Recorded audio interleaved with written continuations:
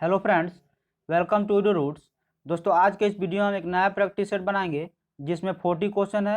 इसमें किसी topic base पे क्वेश्चन शामिल नहीं किया गया है। ये आपके सभी वनडे एग्जाम के दृष्टि से इसमें इंपॉर्टेंट क्वेश्चन को शामिल किया गया है।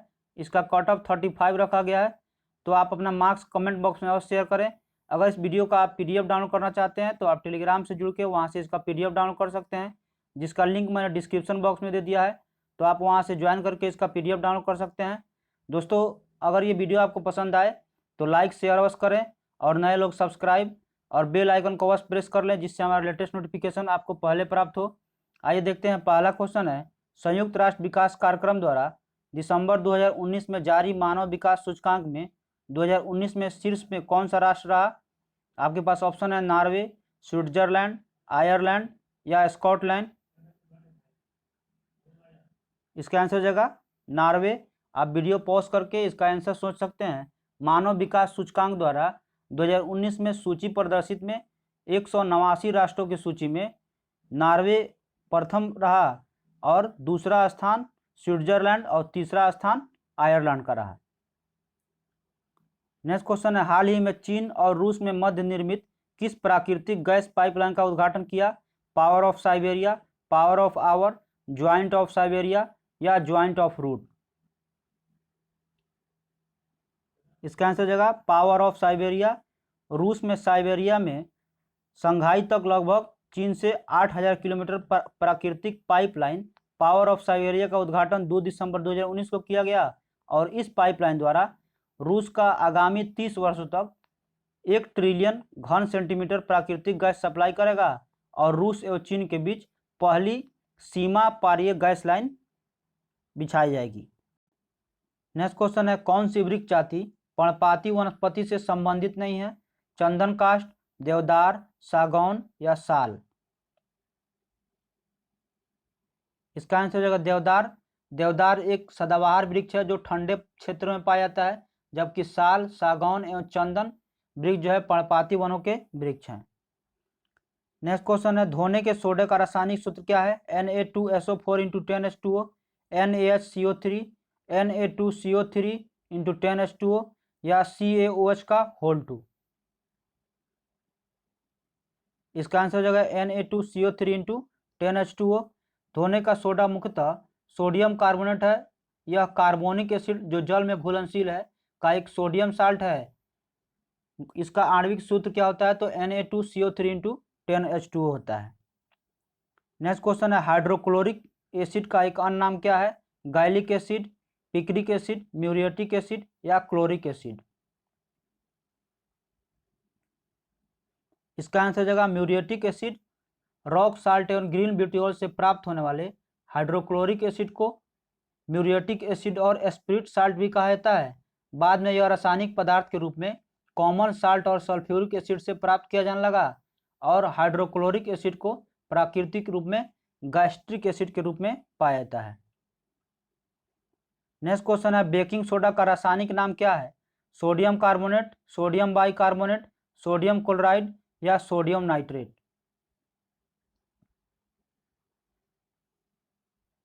इसका आंसर हो जाएगा सोडियम बाइकार्बोनेट। बेकिंग सोडा को सोडियम बाइकार्बोनेट के नाम से भी जाना जाता है। यह एक रासायनिक किण्वन कारक है जिसे केक आदि फुलाने के लिए और कार्बन डाइऑक्साइड उत्पन्न करने के लिए वस्तुओं में मिलाया जाता है। नेक्स्ट क्वेश्चन है, नारियल का पानी है तरल बीजांडकाय, तरल मध्य फलभित्ति, तरल एंडोस्पर्म या विकृत तरल एंडोस्पर्म। इसका आंसर हो जाएगा विकृत तरल एंडोस्पर्म। हरे नारियल के अंदर द्रव रूप में पाए जाने वाला शुद्ध एवं स्वच्छ नारियल जल एंडोस्पर्म कहलाता है। एंडोस्पर्म पौधे के बीच का वह भाग होता है जो पौधे के विकास के लिए भोजन संचित करता है और प्रारंभिक विकास में यह अपने प्रारंभिक रूप में नारियल के एंडोस्पर्म के अंदर निलंबन के रूप में कार्य करता है। नारियल पानी में शर्करा, विटामिन, खनिज, प्रोटीन और एमिनो एसिड और को बढ़ावा देने के लिए ये तत्व जो है मौजूद होते हैं। नेक्स्ट क्वेश्चन है, शब्द इंसुलेशन का अर्थ क्या होता है? उष्मारोधी सामग्री, आने वाली सौर विकिरण, अविलेय सामग्री या इनमें से कोई नहीं।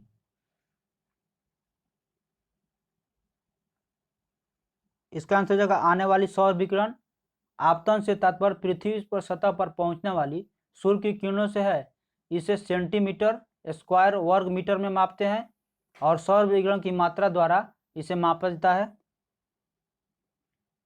नेक्स्ट क्वेश्चन है, टेरा रोसा एक लैटिन शब्द है जिसका अर्थ क्या होता है? गर्म क्षेत्र, लाल भूभाग क्षेत्र, लैटेरिटिक क्षेत्र या ध्रुवों के निकट का क्षेत्र। इसका आंसर हो जाएगा लाल भूभाग क्षेत्र।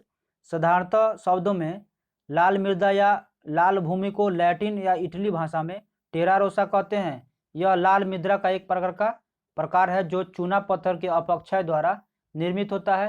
टेरा रोसा विशेष रूप से भूमध्य सागर के जलवायु क्षेत्रों में पाई जाती है।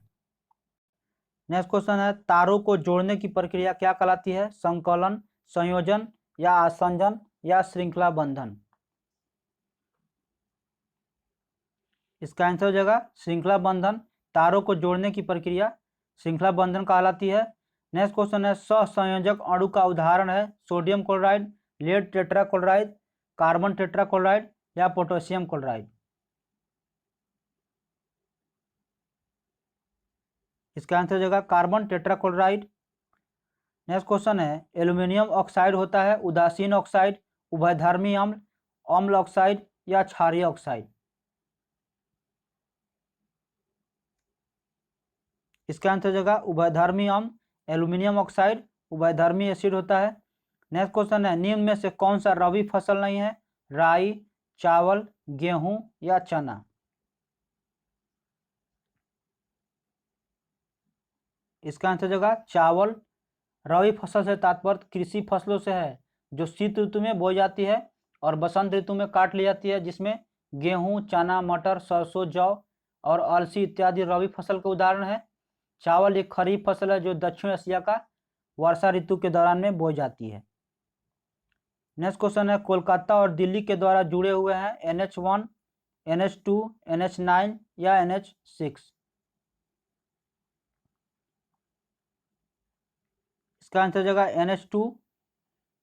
राष्ट्रीय राजमार्ग संख्या NH2 को सामान्यतः दिल्ली कोलकाता रोड के नाम से भी संबोधित किया जाता है। यह राजमार्ग दिल्ली, हरियाणा, उत्तर प्रदेश, बिहार, झारखंड और पश्चिम बंगाल जैसे राज्यों से होकर गुजरता है। भारत में यह राजमार्ग NH1 के नाम से ऐतिहासिक ग्रांड ट्रंक रोड के बड़े राज्यों के निर्माण करता है। नेक्स्ट क्वेश्चन है, भारत में संविधान की समवर्ती सूची की धारणा किस संविधान के लिए गई है? USA, जापान, कनाडा या ऑस्ट्रेलिया। इसका आंसर हो जाएगा ऑस्ट्रेलिया। समवर्ती सूची के अंतर्गत दिए गए विषय पर केंद्र और राज्य सरकार दोनों कानून बना सकती है, परंतु कानून के विषय में समान होने पर केंद्र सरकार द्वारा बनाया गया कानून ही क्या होता है? मान होता है। संविधान में लागू होने के समय समवर्ती सूची 47 थे और वर्तमान में इसे 52 विषय शामिल है। समवर्ती सूची का प्रावधान जो है किस देश से लिया गया है? तो ऑस्ट्रेलिया से लिया गया है। नेक्स्ट क्वेश्चन है, सेलुलोज भित्ति किसके सेलों में पाई जाती है? पौधे, पशु, बैक्टीरिया या फंजाई। इसका आंसर हो जाएगा पौधे। सेलुलोज भित्ति हरे पौधे के प्राथमिक कोशिका द्वार का एक महत्वपूर्ण संरचनात्मक घटक है। सेलुलोज का प्रयोग मुख्य रूप से पेपर बोर्ड और कागज के उत्पादन के लिए किया जाता है। नेक्स्ट क्वेश्चन है, उच्चतर पौधे के बीजों के पोषक ऊतक को क्या कहते हैं? न्यूसेलस, हाइपोकोटाइल, एम्ब्रियो या एंडोस्पर्म।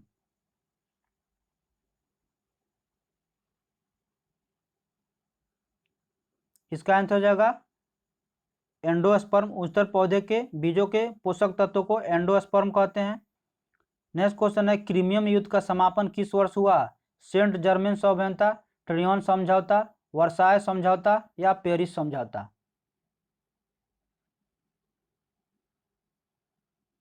इसका आंसर हो जाएगा पेरिस समझौता। क्रीमिया युद्ध जो है जुलाई 1853 में से लेकर सितंबर 1855 तक काला सागर के आसपास में हुआ था, जिसमें फ्रांस, ब्रिटेन, सार्डिनिया, तुर्की ने एक तरफ से लड़ा था और दूसरी ओर से रूस ने दूसरी ओर से लड़ा था। क्रीमिया युद्ध की लड़ाई के इतिहास में सर्वाधिक मूर्खतापूर्ण और अनिर्णायक युद्ध में माना जाता है। यह युद्ध का कारण जो है स्लाववादी राष्ट्रीयकरण की भावना थी और क्रीमियन युद्ध का समापन पेरिस समझौता से हुआ था। नेक्स्ट क्वेश्चन है, भारतीय प्रायद्वीप की सबसे लंबी नदी कौन सी है? गोदावरी, कृष्णा, कावेरी या नर्मदा? इसका आंसर हो जाएगा गोदावरी। प्रायद्वीपीय भारत की सबसे बड़ी लंबी नदी जो है गोदावरी है, जिसकी लंबाई 1465 किलोमीटर है। यह महाराष्ट्र के कहाँ से? नासिक जिले से पश्चिमी घाट से इसका उद्भव होता है और आंध्र प्रदेश में बंगाल की खाड़ी में जाके यह गिरती है। इसे वृद्ध गंगा भी कहा जाता है। इसका आकार जो है, स्थिति, आयु और आकार, लंबाई के कारण इसे दक्षिणी गंगा या वृद्ध गंगा भी कहते हैं। नेक्स्ट क्वेश्चन है, मोरेन कहाँ बनते हैं? मानसून क्षेत्र में, नदियों के डेल्टा क्षेत्र में, शुष्क क्षेत्र में या हिमानी क्षेत्रों में? इसका आंसर हो जाएगा हिमानी क्षेत्रों में।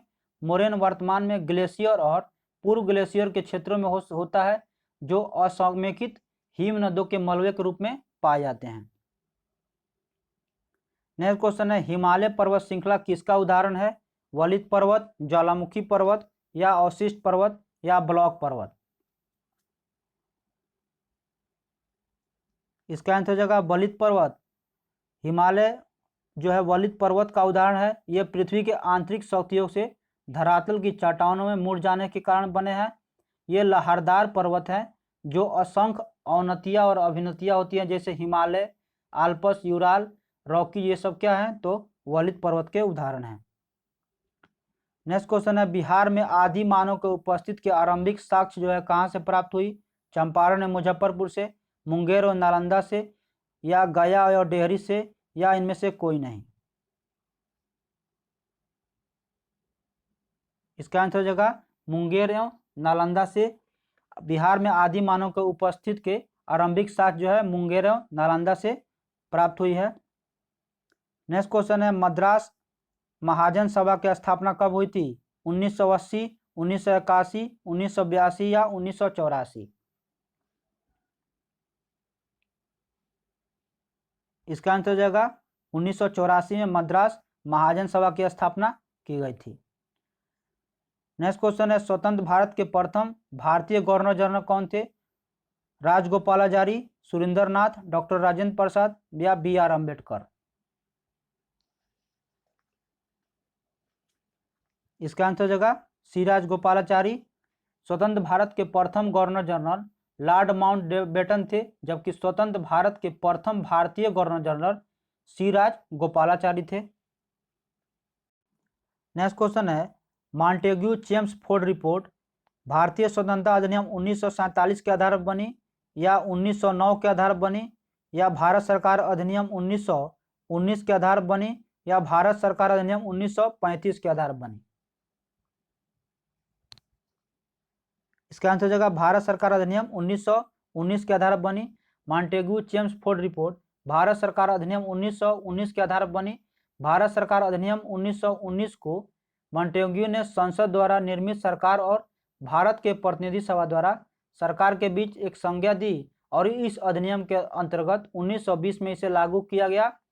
इस अधिनियम में महत्वपूर्ण विशेषता थी प्रांतों में द्वैध शासन प्रणाली लागू करना, जिसे 8 प्रांतों में लागू किया गया। नेक्स्ट क्वेश्चन है, शेर ए पंजाब के नाम से कौन मशहूर थे? राजगुरु, भगत सिंह, लाला लाजपत राय या उधम सिंह? इसका आंसर हो जाएगा लाला लाजपत राय। शेर ए पंजाब के नाम से लाला लाजपत राय को जाना जाता है, जिनका जन्म पंजाब के लुधियाना जिले में 1865 ईस्वी में हुआ।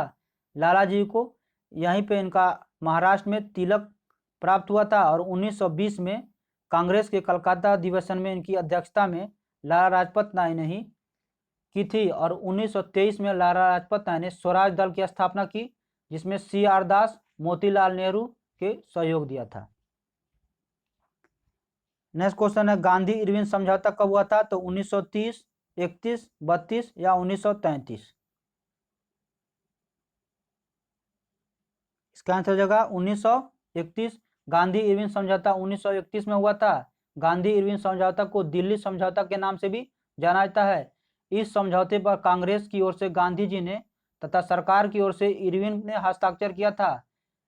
तेज बहादुर और सफरू MR ने इसके प्रयासों के होते हुए गांधी जी के मध्य जो है इरविन के समझौता को 17 फरवरी 1931 को दिल्ली में आरंभ किया था। नेक्स्ट क्वेश्चन है अभिनव भारत से कौन संबंधित है? वी.डी. सावरकर, सी.आर. दास या बी.जी. तिलक या एस.सी. बोस? इसका आंसर हो जाएगा वी.डी. सावरकर। वी.डी. सावरकर अभिनव भारत नामक क्रांतिकारी संगठन से संबंधित हैं। इस क्रांतिकारी संगठन की स्थापना वी.डी. सावरकर ने 1904 में की थी और इस संगठन का महाराष्ट्र के क्रांतिकारी संघों में प्रथम स्थान था। अभिनव भारत समाज मैगनी तरुण इटली के नमूने में एक प्रकार का गुट सभा हुई थी जो 1899 में नासिक में गणपति उत्सव मनाने के सिलसिले में मित्र मेला में स्थापना किया गया था। नेक्स्ट क्वेश्चन है किसके प्रयत्नों से बिहार में प्रांतीय कांग्रेस का दूसरा अधिवेशन हुआ? जी.के. गोखले, श्री दीप नारायण सिंह, श्री कृष्ण सिंह या सुरेंद्रनाथ बनर्जी? इसका आंसर हो जाएगा श्री दीप नारायण सिंह। नेक्स्ट क्वेश्चन है राजकुमार शुक्ला किस गांव के निवासी थे? मुरली भरावा, मुरली भीत, मुरली धीर या मुरली खेर? इसका आंसर हो जाएगा मुरली भरावा। राजकुमार शुक्ल मुरली भरावा नामक गांव के निवासी थे। ये चंपारण के प्रसिद्ध किसान नेता थे जो गांधी जी को 1917 ईस्वी में चंपारण लाए और किसानों के प्रति नील कोठियों को मालिकों के अत्याचार के लिए विरोध केंद्रित किया था। नेक्स्ट क्वेश्चन है अशोक मेहता समिति ने निम्न में से किसकी सिफारिश की? पंचायती राज की त्रिस्तरीय सरकार, पंचायती राज की द्विस्तरीय सरकार या एकल स्तरीय सरकार या पंचायती राज की बहुस्तरीय सरकार?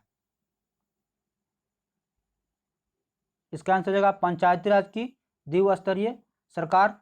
अशोक मेहता समिति ने पंचायती राज की द्विस्तरीय सरकार की सिफारिश की थी और इस समिति का गठन 1977 में किया गया। इस समिति में कुल 13 सदस्य थे और इस समिति ने 1978 में अपनी रिपोर्ट केंद्र सरकार को सौंपा था। रिपोर्ट में कुल कितना 132 सिफारिशें की गई थी।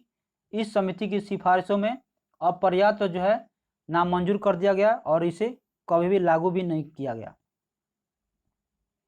नेक्स्ट क्वेश्चन है भारत में योजना आयोग की स्थापना किस वर्ष हुई? 1950, 1947, 1948 या 1951? इसका आंसर हो जाएगा 1950।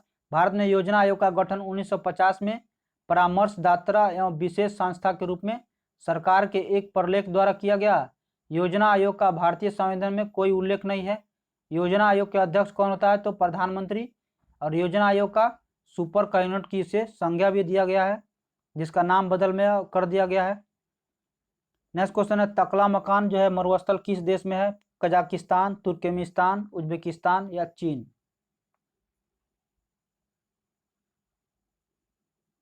इसका आंसर हो जाएगा चीन। तकला मकान मरुस्थल चीन में 38 डिग्री उत्तरी अक्षांश से लेके 41 डिग्री उत्तरी अक्षांश और 78 डिग्री पूर्वी देशांतर से लेके 88 डिग्री पूर्वी देशांतर के मध्य में स्थित है। नेक्स्ट क्वेश्चन है हिंद महासागर और लाल सागर को कौन सी जनसंघी जोड़ती है? बाल अल मंदेव, होर्मुज, बोसपोरसा या मलक्का?